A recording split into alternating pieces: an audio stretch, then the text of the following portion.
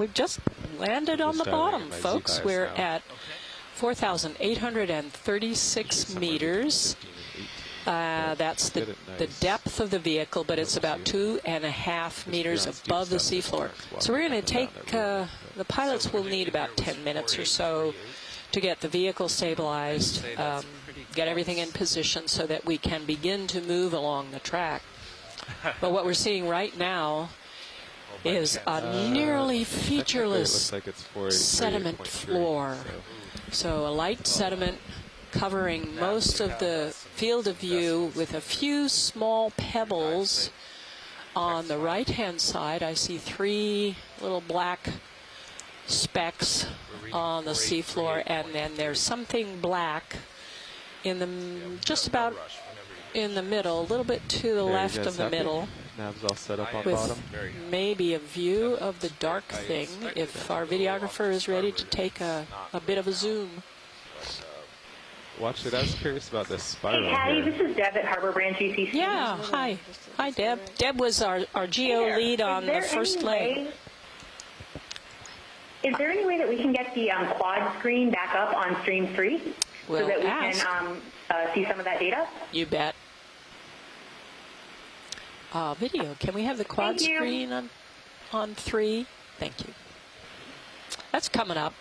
We are looking at a spiral feature on the seafloor that was probably created by a benthic animal. That's a seafloor animal feeding on the seafloor and leaving behind a spiral trail of its waste that it has scooped up and fed on and then left behind in its trail. These are very common features that we see with worms, and I'm wondering if the pile on the left of it is a pile of fecal matter. Yeah, that's what Scott's thinking. It's a that it left after it's a fecal spiral. It left the seafloor after it decided to go somewhere else to forage. Well, maybe. Yeah, maybe. Video, would you like to zoom in?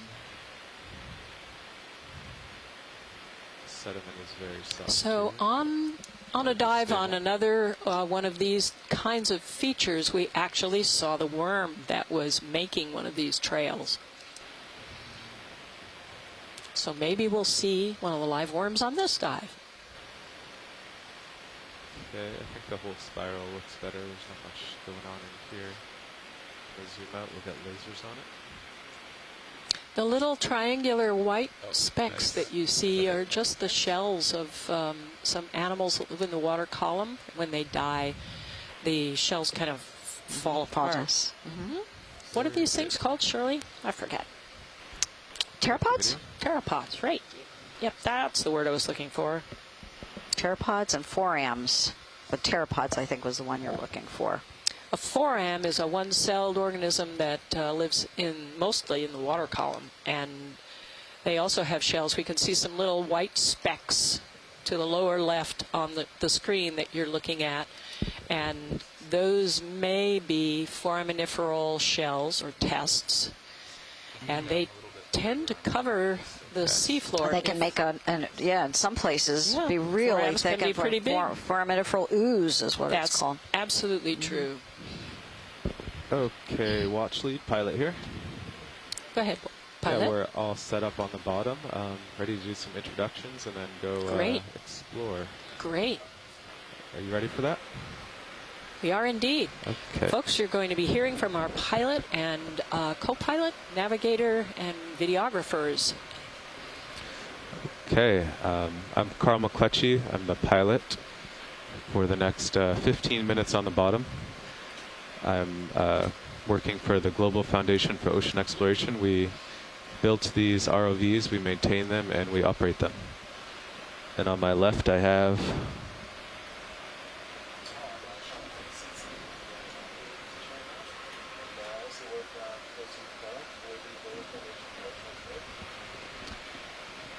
I'm Dave Casagrande. I'm our co-pilot this morning, and I'm also with the Global Foundation for Ocean Exploration. I'm Tara Smithy. I'm on video this morning. We operate the cameras and manage all the footage during the dives, and then afterward we make films that will go on the website. I also work for the Global Foundation for Ocean Exploration. And there's someone in the back row. I don't know. Someone you don't know? Wait. We've been on the ship now for quite a while. You should know everybody. Go ahead, Dan. Go ahead, Dan. I don't think that everybody heard you. We were talking over you. I'm Dan Rogers. I'm on clipping, making sure that What's clipping? Making sure that the best clips of the day get saved to archive, so that all your scientists back on shore can see it anytime they want. Thanks, Dan. We have so many great things that we're getting images of. It's kind of hard to... Yeah, but they're all being saved. Yes, they are. It's being saved. Yep. Clips are being taken. It's basically your altitude. Usually they're a couple minutes, maybe as much as 4 minutes, and those will be up for people to take a look at on the Okeanos Explorer website. So our mud buddy, Bob Carney from Louisiana State University, maybe a 30-meter move just said, mud, wonderful mud, nothing quite like it for cooling the blood. So good to have you, Bob. Yeah.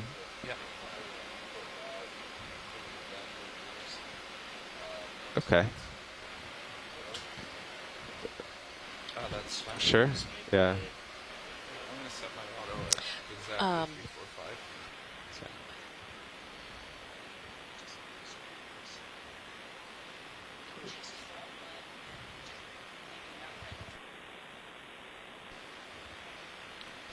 Yeah, we have another one of those spirals on the left-hand side. And we have a thing. A thingy.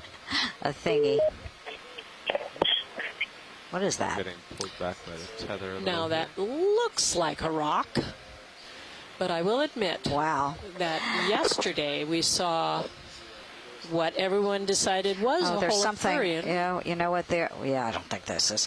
It looks like there's biology on it. Something really, really small, right in the center.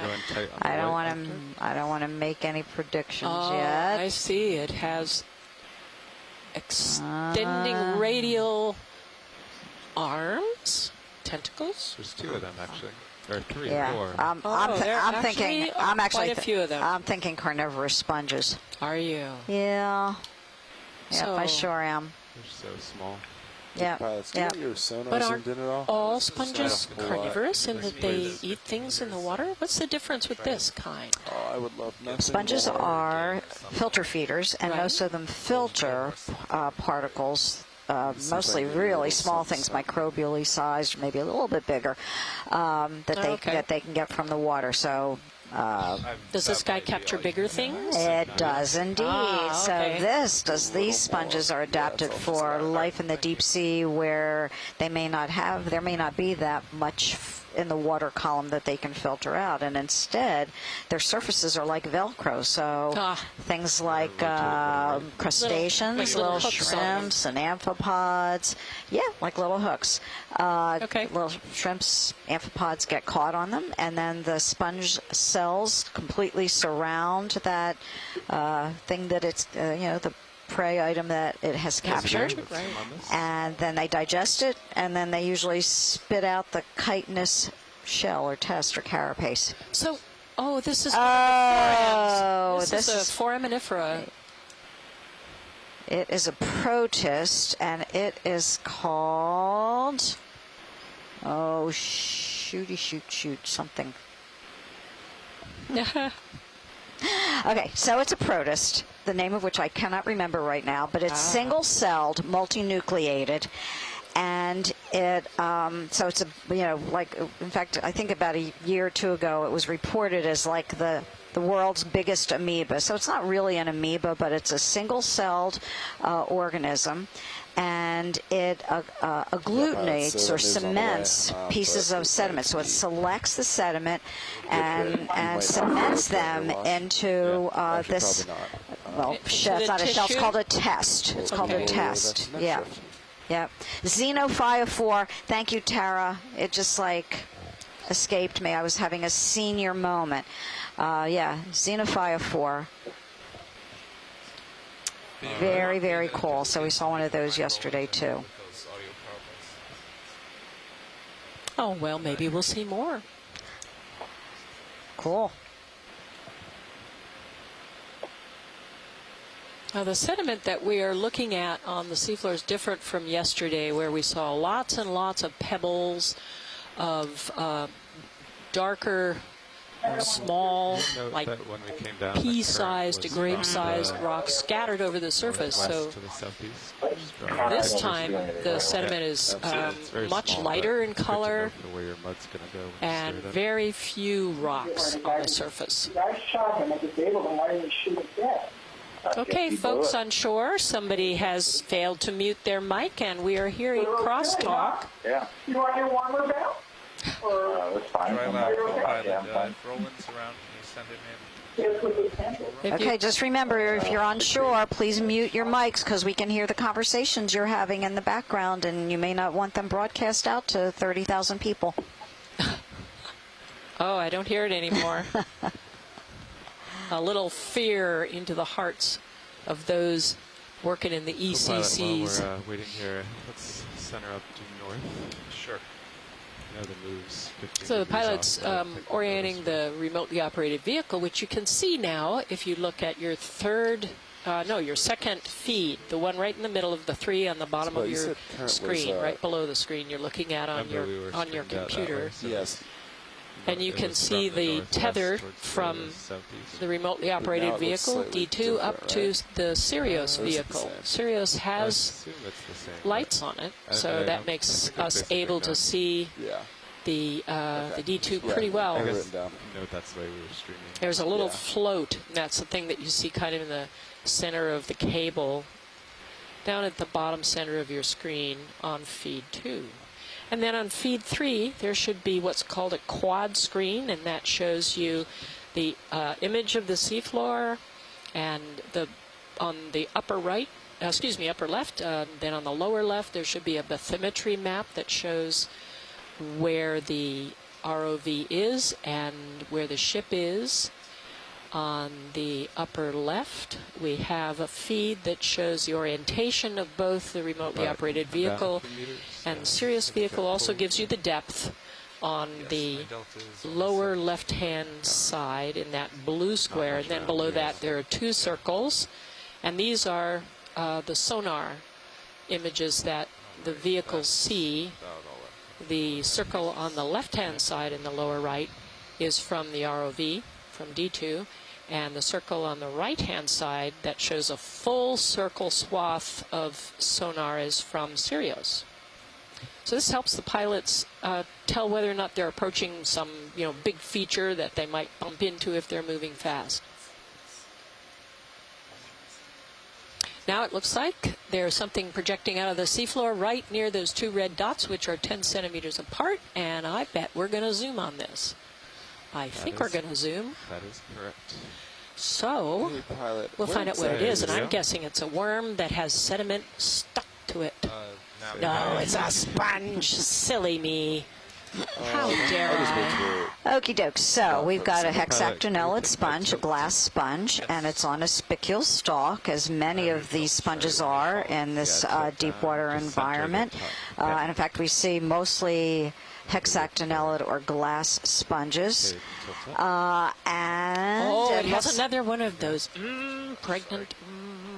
Okay, so I'm not sure this is a mysid or not, but yesterday we did see hexactinellid sponge, and this one looks like it actually has it might have an amphipod on it, but also it may have, oh no, I'm not sure about that. Oh, I think so. Definitely has an amphipod on it. And what is below? I'm not sure if that's it might be a shrimp, I'm not sure. Yeah, I think it looks just like the one we saw the other day. But these are glass sponges or hexactinellid sponges. Someone asked yesterday, why are these on stalks? And they're up off of the bottom so that they can capture, filter out particles that are in the water. So down here at these great depths, we're usually seeing hexactinellid or glass sponges, or the carnivorous sponges that we saw just a few minutes ago. So as we get ourselves oriented here and can zoom on the lower creature, this may be of great interest. Yeah, so Scott France from University of Louisiana at Lafayette is saying, yeah, this is a mysid. Yeah, and these mysids actually brood. I don't know if brood is the right word. Patty, you asked yesterday if when they're, these juveniles, when they're released, if they look like the adult, and we weren't sure. I wasn't sure. Okay. And later on, I believe it was Scott who said these are actually direct developers. So the mysids belong to a group called paracarids. So mysids, amphipods, isopods are these direct developers. So that when they're young emerge, they do look like the adult. Okay, so then they just get larger and shed their carapace as they grow. Yep. How'd I do, Scott? Yeah. Cannot see it. Yeah. Yeah, he will. He'll move over in a minute. I just want to take a look. Yeah, so that kind of sinuous-looking bit of tissue projecting from the back of the mysid is, we were calling it a brood sac, but that's where its young are developing. It's interesting to know that these animals don't have a larval stage they go through where their morphology changes, but rather they're kind of like cockroaches in that when they come out of the egg sac, they look just like their parents, only very tiny, and there are lots of them. So this is cool. Oh, thank you, pilot. Just go into autos. Yeah, the watch leads, the sediment here is so soft. As soon as you touch it, you just stick and ooze around. So Scott also just gives us in our chat log here, we're getting written comments from a lot of the people who were introduced by Shirley early in the dive, but we have all these folks who are sending us information and the proper names, the scientific names for a lot of the animals that we're seeing and some details about it. So Scott says these paracrades, I'm trying to pronounce this, differ from the more typical shrimp that do have larvae that look very different from the adults.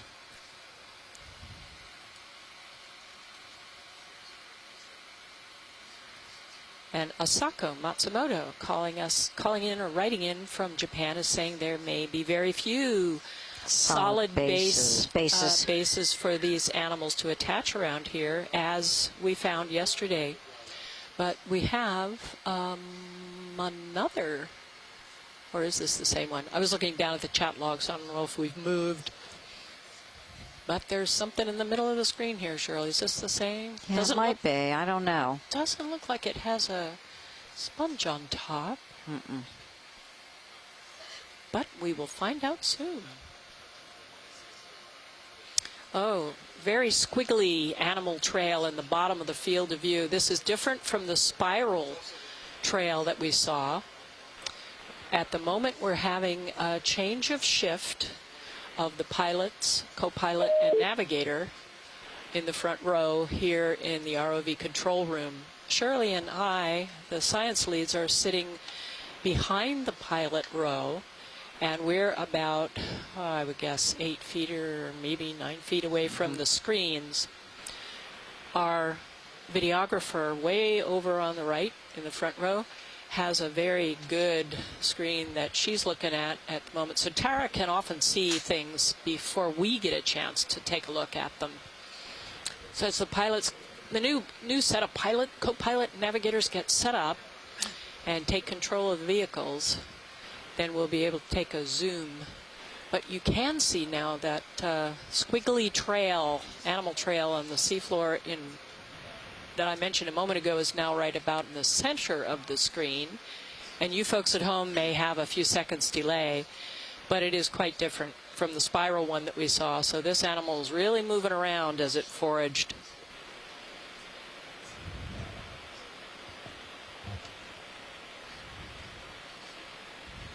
So we're likely to see evidence of animals that live in the sediment today, as opposed to animals that live on or above it, especially with this muddy bottom. And so in fact, that's what we're seeing. We're seeing a lot of these trails and, you know, Yes. just like evidence of things that are living Morning, Pilot. in the sediment. Yeah, but as we collected before, there's some sponges that have. Oh yeah, I wasn't have talking about sponges. ability. Yeah, no, I wasn't talking about sponges in particular. Okay. Yeah, just talking about other animals. Sponges are not going to be living in the sediment. They will be anchored. That's so what I these, meant. Oh Yep. yeah, so sponges that we see here have their stalks. These spicule stalks are made out of silica. I'm going to take a And this one And they may are, be yeah, and I don't, a stalk that has been vacated. could very And well be. then it And has it's got been lots of things on populated it. by little It's tiny got animals on it. mysids. It looks like it has amphipods, another one mysid. of Yeah, these are all paracarid, paracarits. I was going to say paracarid shrimp, but they're not paracarid crustaceans. Right. Let's This see. one also has a brood pouch, or It whatever does. it's One of them called. does. Yep. And I can't tell if those little thin filaments there are hydroids or not, but I really can't tell. They may be more like amphipod tubes. Wow. So it just shows you here that in substrates like this, where there's no hard substrate, oh wait, what do we have there? Relicanthus, upon which some of these organisms can settle. They're going to settle on anything that's available. Okay, we are looking at an anemone now. We are, and we saw indeed. many of these yesterday, and it looks like a Relicanthus. One of our ship-based team yesterday. Yeah, you can see the spicules right up at the top. The head of the sponge. It's not really the head of the sponge, but the top of the sponge is gone. The part that has most of the mass of the sponge is gone here. Anyway, they were saying yesterday that was terrific seeing that small relicanthus. It's the first time I've been able to see what their mouth looked like. Yeah, and you know what, Chris? Yesterday the ship-based crew was calling this Rapunzel because of its long hair. Yeah, Oh, in that's fact, cute. our videographers and expedition coordinator Casey Cantwell, we were all looking at the images last night, the videos last night, and we were calling it Rapunzel. The other thing too is that you might get a kind of a Fish? No. Oh, Patty, my your favorite critter. Your favorite critter. How could I okay. think that's a fish? Okay, now this is going to be easy. Yep. Okay, go ahead, Patty. Patty is going to be guess which end is which. We want to know which is the head end and which is the tail end. Okay, wait for it, wait for it. Let the people at home try and figure it out. Okay, Yes, you're on. I'm on. Well, and just as I'm on, it zooms out That's the top of okay. the screen. That's okay. Let's get a good look. We saw some of these swimming in the water column not sure. yesterday, and they I'm not are sure. so graceful. Beautiful things. Yeah, I'm not sure if it was this particular No. one that was swimming. it was the purple. species, but, Yep. we saw a purple it- one and we saw a clear one. We saw okay, go ahead. Holotherians swimming, and they Okay, have this tell wonderful. us. I'm getting them used to it. They have a wonderful mantle around their heads, and in this case, the mantle is purple. The head is to the left. And when these guys swim, they inflate this kind of like an umbrella that is in a strong wind. You know, it moves back and forth as the animal moves itself through the water. This animal's just a little translucent. Let's see if anybody can tell us what it is. And the trail that you see adjacent to it probably is not made Not by the sure. Holotherian. Actually, It's not awful sure. tight Not coil. sure. It's a Not really sure. tight Not coil. Anyway, Bob Carney did some homework last night, and he's an expert in this stuff. Anyway, he did some homework last night, and he was checking out some of the images, and here's what he told us this morning. So, because we were talking yesterday about some of these sea cucumbers that swim, and we saw two yesterday. So we saw a beautiful purple one, Yeah, and and another a tiny, beautiful clear one. clear. Beautiful. Fantastic. So here's what Bob Carney from Louisiana State University told us this morning. Short duration escape and possibly relocation swimming has been observed for several deep holothoroid species. The bodies of these animals are not highly modified for swimming. Cool. There are two groups, however, that are highly modified. These are typified by the purple-red ones, such as Nypniastes that we saw yesterday, and the clear, transparent, colorless ones. Pilot, when we get there, can we zoom on the rocks? And the taxonomy of this latter group needs a lot of work. But one name in the literature, I love these names, is Scotoanassa, which means swimmer in darkness. And there's a white feature to the left on one of those rocks? Otherwise, the genus is Peniagone. I like this one even better. Spawn of poverty. Both of these feed quickly Great on bottom names. detritus, and then they launch and hover or passively drift near the bottom. And both groups exhibit buoyancy control that remains to be investigated. And Patty, you just interrupt me whenever you want to start talking about the rocks. Oh, yeah, but Okay. I think you're going to want to look because there's an animal on one I of see them. that. I see that. I'm going to keep on talking. Okay. Both are cosmopolitan. The Nypniastes type are jellyfish-like, effectively having three fins, one anterior and two posterior, and they're made of large fused tube feet. The other types have a single fin or buoyant anterior extension, also comprised of fused podia and papillae.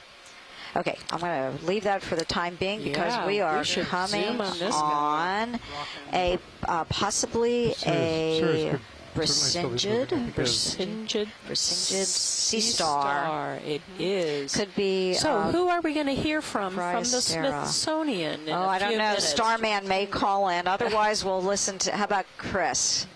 Chris Kelly. Take the lasers off. I punched in an ID in the chat log, but I'm hoping that Chris Small will come on and talk about it, so I won't talk about it now. Okay, so we'll wait. We'll wait for Chris. We've seen quite a few of these beautiful sea stars. Chris Ma is our echinoderm specialist. I'm not sure. No, Allison Miller's not on the line yet. Allison's from the University of Guam. She's also our echinoderm specialist. But you can see these arms. 2, 3, 4, 5, 6. We have 6 arms on this. Yeah, and no little white gonadal tissue. Good. Pouches near the center, which we have been seeing on some of these sea stars. Yep. So this one may be having a harder time getting I don't know. food. Do we know if it's feeding on stuff that's on that rock? Or is it trying to capture particles with its arms that are extended up in the water? Or might it be doing both? Indeed.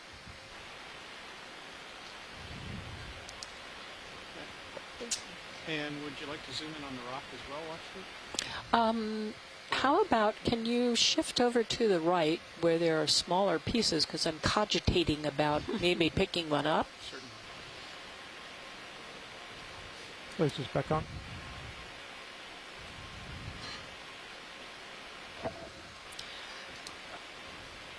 So we're looking at a little outcrop of rocks all lined up together. So it looks like they may be related to one another. Hi, Starman. Okay. How are you doing, Chris? Hello. What do you think about this? How are you, this morning? Yeah, that is this morning. Is this sea star feeding on the bottom or capturing particles from the water, or both? Can we move up toward this that? This is a Brisingid, as you correctly identified. This is Phragostera, I think. It's got the 6 rays. And what you were looking at before was correctly identified. Those swollen areas on the disc side of the arms are the gonads. They are looking a little pronounced, so that's interesting. I don't know if that's just normal or if that's just unusual for any particular time. And as with prior Brisingids that we've observed, the arms are extended up into the water, and we're seeing those fine spines creating a fringe around the edge. Those are covered in pedicelaria, in little tiny bear trap-like structures that form kind of a sock around each one, and they get used to pluck little food items out of the water gorgeous. as the currents bring them by. Hey, Chris, we're looking at a holothurian right now. I'm sorry, what was that? Yeah, we're looking at a holothurian right now. Can you tell us a little bit about that? It might be just a few second delay on your screen. Wonderful tentacles. And it looks like something similar to the one that we just you saw. were just looking at. Right, it does. It's still a bit out of range, but incidentally, the little spiral of sediment that you saw earlier, I think that is a poop trail left by something called an acorn worm. I thought so. Rather than the sea cucumber. Right. Sea cucumbers tend to leave castings that are in a little pile, whereas the worms leave them in that distinctive spiral pattern. But yeah, I should probably know which one this is. It looks it's like a lot of the deep sea cucumbers. I've been trying to get them straight over the years, and other than I know a couple of them. I usually recognize them better when they're swimming. It does have a very eeny-nasty look to it, but I'm not really sure which one it is off the top of my head. And those things that are waving around, are they feeding tentacles? Oh, sorry. Are those things that are waving around, are they feeding tentacles? I think they are sensing. Yeah. I'm not sure exactly what the derivation is on these, but there are other sea cucumbers which have extensions like that, which are modified tube feet. I'm not sure what these are in particular. I mean, what the individual taxonomic basis is for something like this. A lot of times, if these swim, they're what's called opportunistic. They are benthopelagic. They will get up into the water column to look for better places to eat. Whereas there's only one species of sea cucumber which actually is swimming all the time, which was seen by Okeanos a few years ago. It's starting to swim now. Yeah. But this one, a lot of times you can actually see cucumbers, like with sea pigs, you can see them turned into the direction of the current, trying to get the best food because it falls to the bottom. Oh, here we go. So, oh my God, this is amazing. This is amazing. You couldn't ask for anything better. You couldn't have queued it up any better, Chris. Oh my gosh. Look at that. So it's probably dissatisfied or it's decided to move on. And so there's the feeding tentacles, and you see that web. Oh, there we go. Boom, boom, boom. But yeah, so this is sort of an opportunistic swimming motion. It's not swimming all the time. It does so in reaction to, it could be you guys, it could just be it's time to go feed someplace else. It could be the Mary Poppins of sea cucumbers. It's just decided to move on, and Chris, are there any really deep species in the genus Paleopatides? Coming into your lens. How deep do you mean? Well, the Paleopatides that we've documented before is in the maybe 800 to 1,000 meter range, maybe a little deeper than that, and we're down here close to 5,000. This thing looks and is swimming somewhat like a Paleopatides, so I was just curious as to whether or not there are any deep members of that genus. Tocinolactid, you would agree with that, wouldn't you?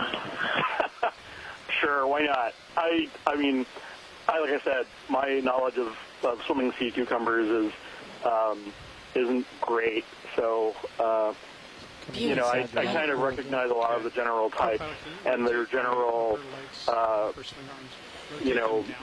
motion. I know most of the swimming sea cucumbers get into the abyss, so it would surprise me if there was one that was limited to sort of relatively shallow depths. But I would have to double check on that one, especially since I think there's aside from there's relatively few people that are proficient in recognizing these. I could probably count them on one hand. So, but I think Diva was pretty good at them, and Bob Carney, of course, Dave Posson, and there's a few others as well. But yeah, I'd have to go check my notes to see which one this was. But clearly, it's using this very characteristic undulating motion with the fringe and these typically do so in order to find greener pastures to get to better food, or possibly, as I said, maybe it's reacting to the light on the sub. It's stressed out. Really nice. But anyway, it's a beautiful. Oh, thank you, pilot. Thanks very much, Chris. Oh my God! No, it's not. No, it's not. No, it's not. This is a. Whoa! This Holy! Oh my God, Chris Kelly. Jeez Louise. This is one of the candelabra sponges, a carnivorous sponge. Oh, fantastic! Oh my God! Looks more like the Imbari one. It does. What the heck was the name of the Imbari one? I've forgotten. But because this one's actually got the knobs on the ends of it. Oh, wow. Yeah, so you can see it's got the knobs on the end of it, Chris, and then it's got kind of like feathery extensions along the branches. Oh, my gosh. Let's see what it's got stuck to it. It's dinner. Jeez. Lasers off.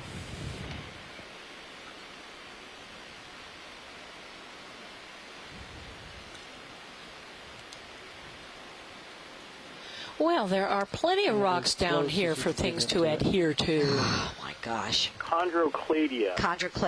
Yeah. Chondrocladia lyra. Yeah.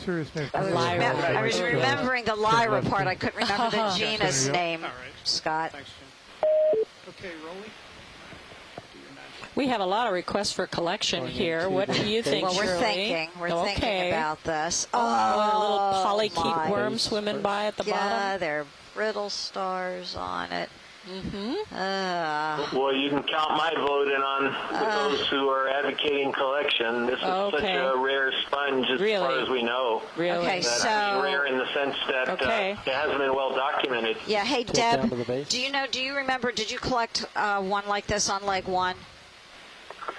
I think we did. I'm going to look up the cruise report right now. If you can give me 2 minutes, I'm giving you 2 or even minutes. a minute. Sure. To try to see if I can find the image of the one we collected. Thank you. So, Deb, I can tell you that it's very, very similar to the one you collected, but the one you collected did not have the balls on the ends of the branches. Thank you, sponge expert. Okay, what do we think? I'm prejudiced, of course, because I work on sponges. Oh, look at the balls on the end. This is just amazing. And we still have about 3.5 hours left on the dive. You can go ahead and get them all. I'll try and do it. Okay, what do we think? Location? Chris, what do you think? Oh. Well, I say go for it. Oh, wow. Because at goodness. the very, very least, this is a new record here. Even if it turns out to be the same as the Imbari sponge, it's clear across the other side of the Pacific. That is true. Oh, spectacular. Okay, let's go full wide and I'll get set up. I don't think we got enough good video yet Okay. before we sample it. I'm for it. Too bad it's not attached to a rock. Still drifting? I am. Watch lead pilot. Yeah, go ahead, watch. Yeah, we are. We would like to collect this. All right. Do you want the whole thing? Yes. We want to try to get the whole thing. It does have spicules down into the sediment, so I don't think it's on a rock, right? It doesn't look like it. Okay.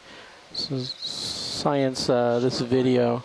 Yes, video. I'm still trying to get optimal video recording of this before we start the sampling process. Okay, roger that.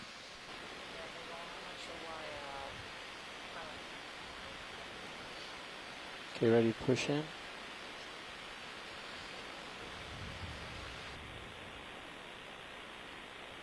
not sure if I can rotate very much here, really, because I'm... Oh, there we go. Yeah, if we can sort of keep it centered. You know what? I don't think I'm one for any of these guys because I can't do any adjustments. Well, as we're getting set up to sample this We have some good wonderful sponge, There's another one in the near ground. just to let folks know about the geology. The rocks look like they're layered as they are aligned in lineations next to one another. And when we get a view sort of at the front of them. Yeah, hey, Roland, see if you can get that where that's enlarged also, please. Sorry for blasting everybody else out. Yeah, Shirley seems to be disconnected on her connection to the pilots. Yeah. So that's going to get fixed in a moment. Yeah, Roland, see if you can get that enlarged. See, yeah, because that might be an area where the cells have engulfed a prey item and so to are focus on the white blob. Got it. Yep. When the lights are a little lower, I thought I could see something inside that tissue, Shirley, but it's hard to see when we're face onto it. But it is sort of globular. Look at that. Yep. Okay. So what do you think? It's partially digested food. Okay. Yeah. So the way these sponges, these animals feed is they engulf any of the things that they catch. That they do they catch. move them down these like candles? They just do it in place. The cells totally surround the prey items. I see. And then there are enzymes in the cells that begin to digest the tissue of the prey items. And then those nutrients, and then those nutrients are distributed throughout either in little packets within the cells called lysosomes or phagosomes, and they're distributed to the other cells within the animal. So these sponges are only at the cellular level of organization. They don't have any true tissues or organs. Kind of hard to believe when you see how well delicate organized and they are. Fantastically intricate. Yeah, I see another node with another ball where they've continue over to the other white where they've ball actually surrounded a prey item.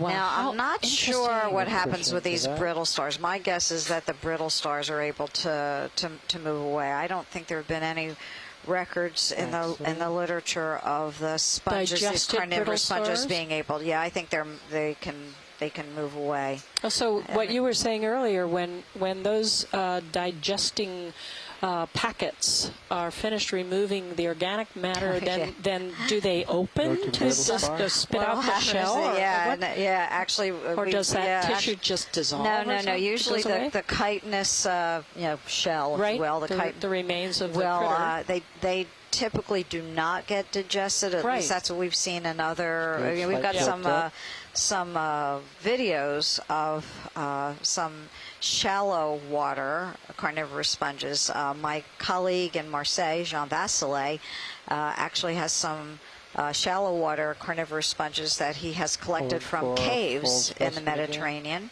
and he keeps them in a little aquarium in a refrigerator in his lab, and he feeds them brine shrimp, and so he's been able to video them actually digesting, and then he actually sees them kind of spit out, if you will, or release the chitinous parts. So somehow the tissue that's surrounding the prey needs to open up to spit that out. It's very plastic. I mean, these cells can. I mean, remember the sponges have pores on their surface. Although these are modified, these sponges don't have a water canal system with a quinocyte. These typical flagellated cells, but the cells are they move around a lot. As I said, this is at the cellular level of organization, so the cells move around a lot. Wow, this is really fascinating. I don't think you're going to convert me, but I'm very interested in all the details. It's very cool. Oh, Roland, you're getting amazing videos. Now the features at the tips of each of these candles in our candelabra, those look like they're dome-shaped. I thought at first they were a flat disc, but they are dome-shaped and they have little white dots on the tops. White dots on the tops. What are those, Shirley? Just cells. Just other cells. Really? I just don't know. Yeah. They may be. You know what? They could be also kind of accumulations of a specific spicule type. And the way they catch these prey items is that they have these spicules, so microscopic skeletal elements that are made out of silica, and it's kind of like a Velcro surface, and so any poor little crustacean that attaches to it can't get away. It gets snagged in there. And Co-pilot, can we push in on Sirius? Yeah. Yeah, if pilot's comfortable with it. Yeah, sure, go ahead. Yeah, Sirius is stationary. Okay, if you can just center the front of the vehicle. Yep, copy that. Just give me 1 second to rotate.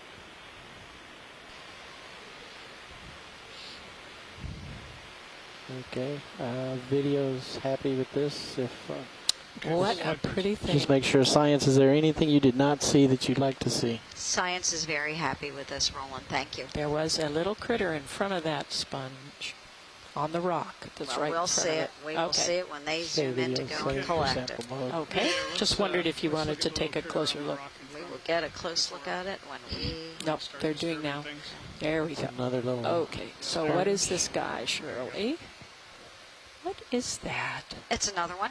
It's actually another carnivorous sponge. Oh, a tiny one. You're absolutely right. It's another carnivorous sponge. They're, different species, completely different species. Okay. And it has some prey? Yeah, it also looks like it might have, can't tell, maybe an amphipod on it. Yeah. Yep. Little curved lovely animal. Lovely. Thank you, pilot.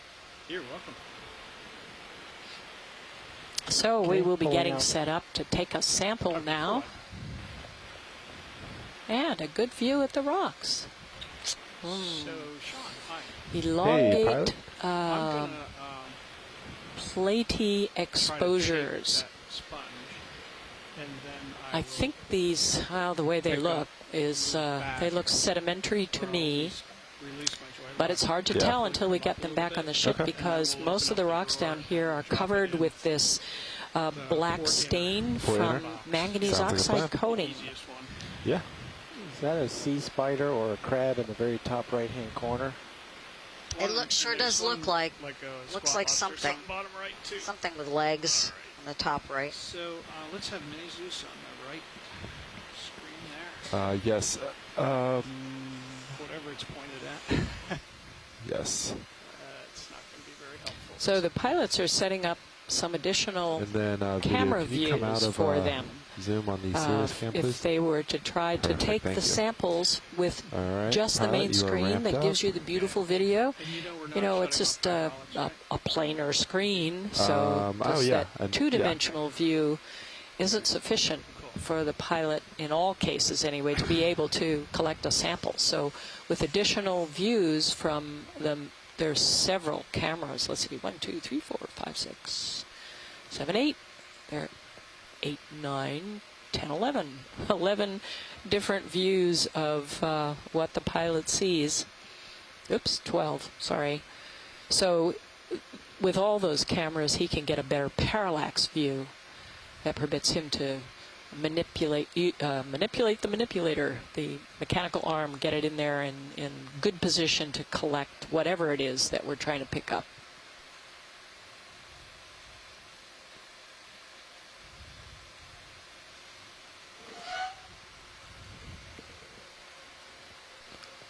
Science, is it possible this thing is attached to a rock under the sediment? It's possible. Possible, but I did see cirri or spicules. Those are spicules beneath it that were radiating out. Looked like it was in the sediment.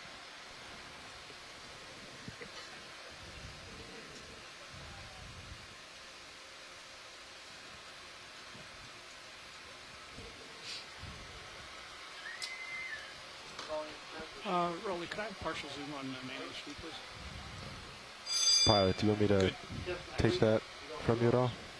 No, since we can't really rotate it. Copy. If he does have tilt, it's near center, so.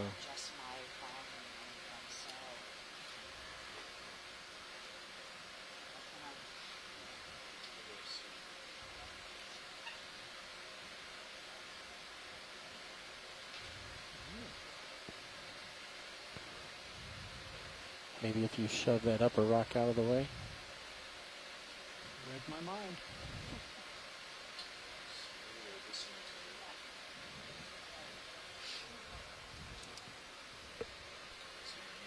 Yeah, push those rocks away from the biology. Okay, zoom out, Rolly. Good to know they're loose. Okay, hold that.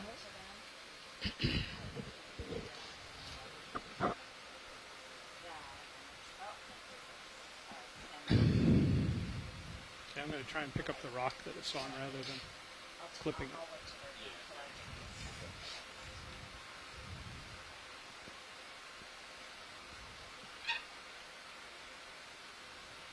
So Rolly, if you, as I bring the manipulator in, if you could zoom in. Copy that. I'll keep your manipulators in view.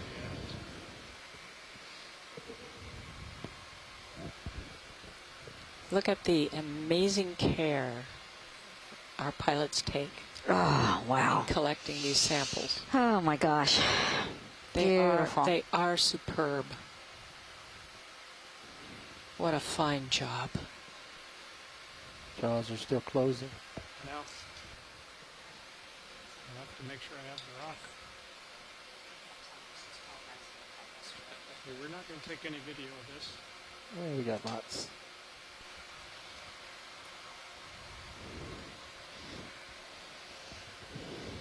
Full wide, please. Full wide. Copy that. So this sample will go into a bio box.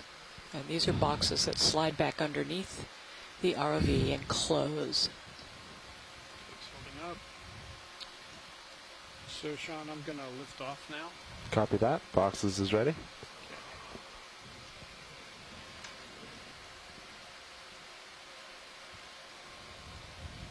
Now I'm just going to back up a little bit. And then I'm going So to the pilot's coming off the seafloor a little bit to back up so that he can have the bio boxes extended sufficiently to be able to get the manipulator arm right over and then into one of the boxes.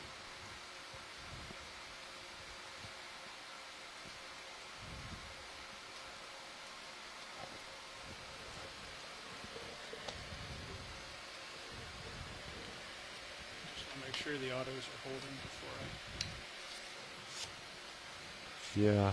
That looks good. Looks great. All right. All right, ready for the drawer? Ready for the drawer. Opening drawer.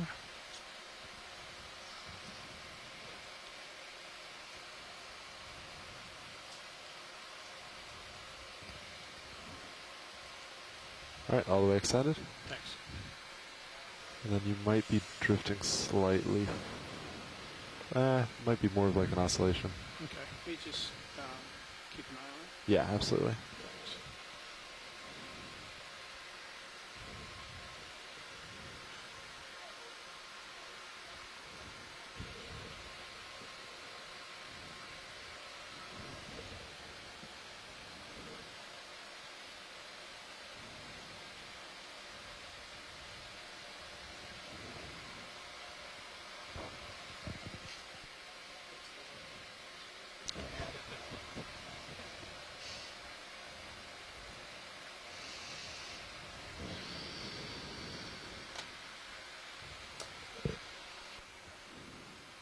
It's kind of big.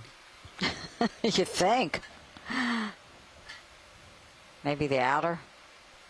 You want to try the outer, Jeff? Stand by.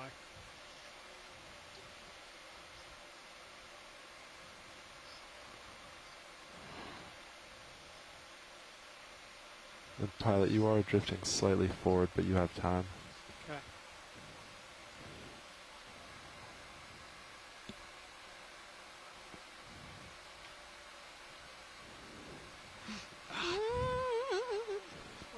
doing? Oh, no.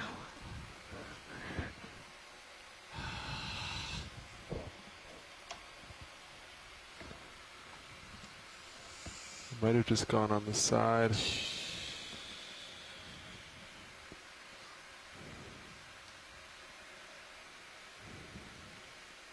Okay, backing up gently. Yeah, it might just be right on the floor somewhere.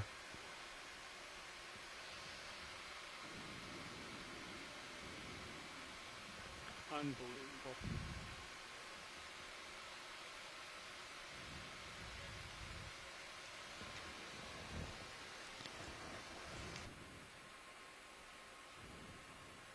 Do you want me to close the drawer to see? It blocks a bit of the seafloor. Yeah, I was just going to back up and look to the left here a little bit. Yeah. Ta-da. I have the feeling it's on the side of the drawer. Yeah, I think you're right. Oh my gosh. I think you're right. Maybe if you spin, it'll fall down. Just get into a flat spot where you're sure there's only sediment below.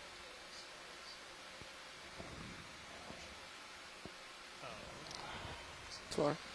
We don't have any cameras over there. Our pilot. Oh, wait. Can you see it in the... I don't see it in the rail cam. Okay. But it could be caught on the grating beneath, which we don't have a camera on. Right. Okay. Let's close the drawer. All right, closing drawer.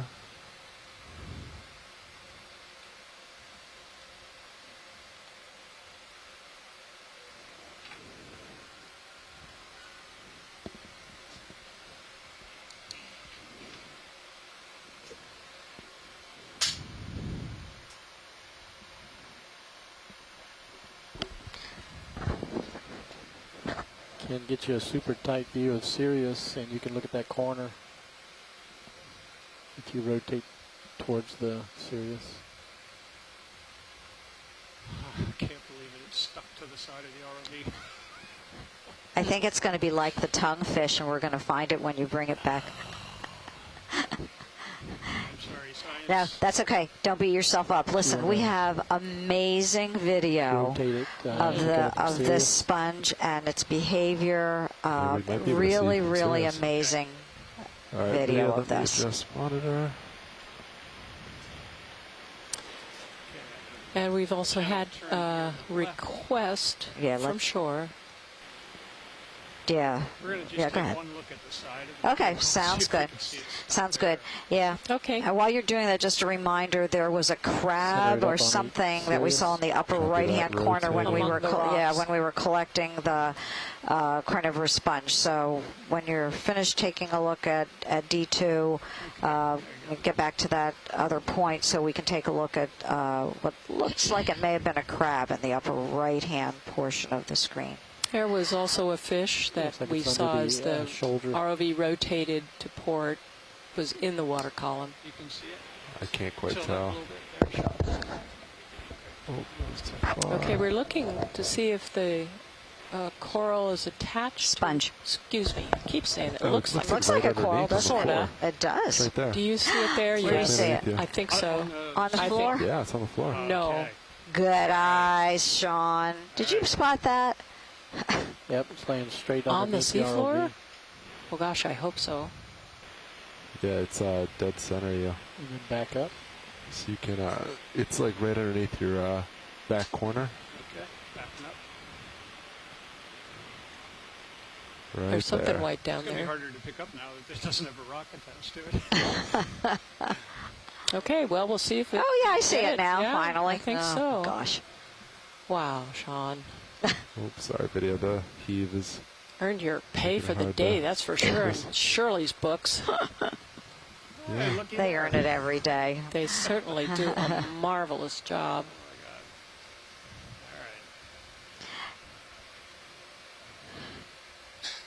Yeah, pilot, this is big. It's a little bit, it's kind of hard to get that maneuvered into the bin. Yeah, I really wanted to get it intact. Yeah, because you know what the important part is, the tips of those branches where those those spheres are those balls, because they're ones that we think might be distinguishing, and video, that might make it a come out, and then I'll different put species. back on the main HD, or the right HD. If you were to rotate the vehicle around, we could see it from Sirius as you work. Now I'm going to go. Not gonna